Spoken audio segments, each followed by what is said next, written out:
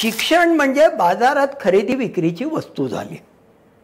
मग कर्मवीर भाऊराव पाटलांची आठवण परत परत होते की कर्मवीर भाऊराव पाटलांनी शिक्षण बहुजन समाजाच्या दारापर्यंत नेलं आणि आता आम्ही एनईपीच्या नावाखाली आणि स्कूल कॉम्प्लेक्सच्या नावाखाली दारात गेलेले शिक्षण बंद करून परत ते उलट फिरवायला सुरुवात केलेली आहे। तर बाजारीकरणामुळे शिक्षणाच्या प्रवाहातून बहुजन समाज, मुली, आदिवासी या प्रचंड महाग होत जाणाऱ्या शिक्षणामुळे बाहेर फेकल्या जातील आणि त्याच्याकडे समाजाचं लक्ष वेधलं गेलं पाहिजे अशा प्रकारची भूमिका घेऊन चळवळ चालू केली। म्हणून भाईंनी अशी घोषणा दिली होती की बालवाडीपासून उच्च शिक्षण भारतातल्या प्रत्येक बालकाला समान मिळालं पाहिजे, मोफत मिळालं पाहिजे आणि गुणवत्तापूर्ण मिळालं पाहिजे।